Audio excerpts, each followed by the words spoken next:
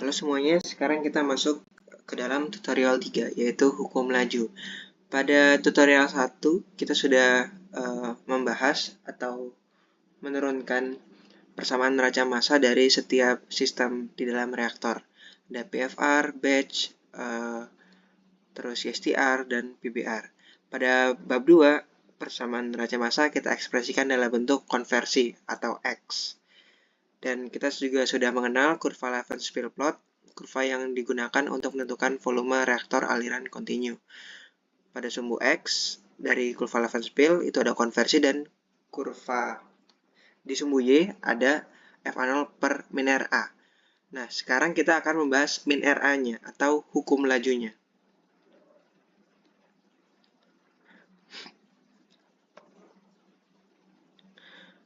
Kita berangkat dulu dari definisi-definisi dasar. Yang pertama, reaksi kimia.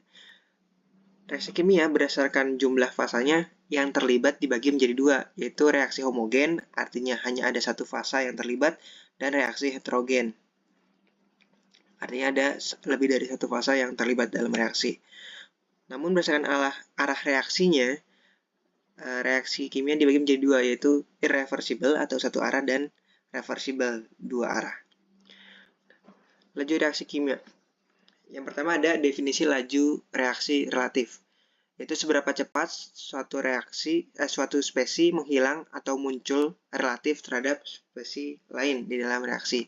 Kita tahu bahwa seberapa cepat satu spesi menghilang atau muncul itu adalah reaksi kimia.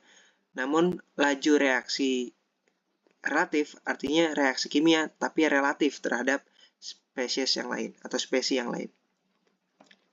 Contohnya pada persamaan kimia ini dari A tambah B, reaktan A dan reaktan B menjadi produk C dan produk D.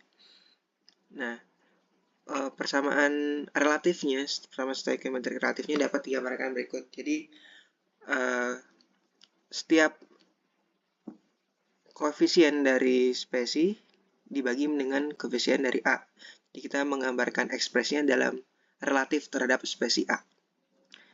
Biasanya digambarkan relatif terhadap spesi pembatas atau reaktan pembatas.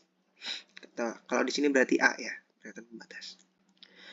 Nah, laju reaksi dari C kita dapat menggambarkannya sebagai bentuk dari laju reaksi A. Jadi C per A atau perbandingan laju reaksi dari perbandingan koefisien antara spesi C dan spesi A ya. Jadi C per A dikalikan dengan laju penghilangan A.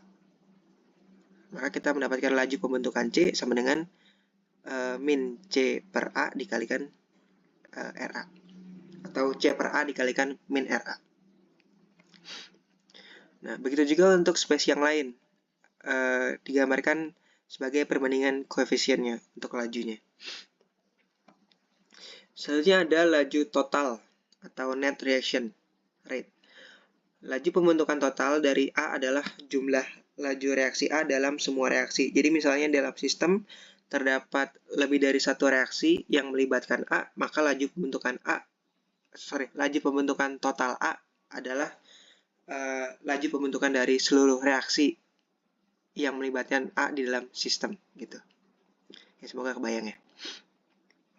Dengan A seperti itu berupa reaktan atau produk dalam sistem. Selanjutnya ada hukum laju, yaitu persamaan aljabar yang memberikan